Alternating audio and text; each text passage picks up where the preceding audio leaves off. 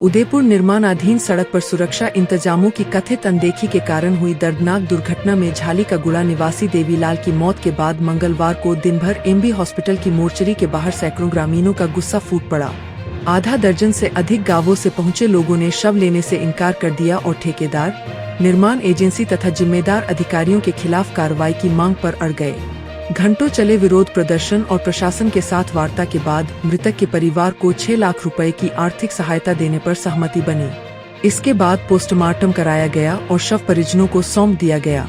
लेकिन मुआवजे के साथ एक बड़ा सवाल अब भी खड़ा है, क्या मौत की जिम्मेदारी भी तय होगी? ग्रामीणों का आरोप है कि निर्माणाधीन सड़क और पुल स्थल पर न तो पर्याप्त बैरिकेडिंग थी, न चेतावनी संकेतक और न ही रात के समय सुरक्षा के जरूरी इंतजाम।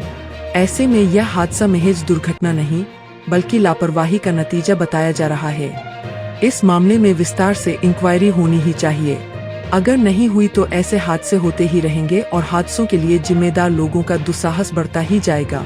इस मामले ने कुछ दिन पहले सलूम्बर जिले में हुई उस घटना की याद भी ताजा कर दी है, जिसमें सड़क पर कई दिनों से पड़े पेड़ से टकराने के कारण एक युवक की जान चली गई थी। उस मामले में जिला कलेक्टर सलूम्बर मोहम्मद जुनेद पीपी ने सख्त रुख अपनाते हुए लोक निर्माण विभाग के एईएन, जेईएन और एक्सीएन के खिलाफ कार्रवाई कर यह संदेश दिया था कि लापरवाही की कीमत अधिकारियों को भी चुकानी पड़ेगी। अब उदयपुर के इस हादसे के बाद सबसे बड़ा सवाल यही है कि क्या यहाँ भी जिम्मेदारों की जवाबदेही तय होगी? क्या उदयपुर कलेक्टर भी सलूम्बर कलेक्टर जैसा साहस दिखा पाएंगे या फिर मामला केवल 6 लाख के मुआवजे तक सिमट कर रह जाएगा? लोगों के बीच चर्चा है कि यदि सुरक्षा मानकों की अनदेखी हुई है तो केवल आर्थिक सहायता देकर मामले को खत्म नहीं किया जा सकता।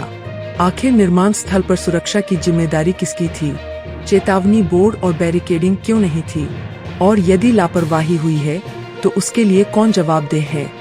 सलूम्बर में एक मौत के बाद 3 अधिकारियों पर कार्रवाई हुई थी। अब उदयपुर में हुई इस मौत के बाद सबकी निगाहें जिला प्रशासन पर टिकी है। सवाल सिर्फ मुआवजे का नहीं बल्कि जवाबदेही का भी है।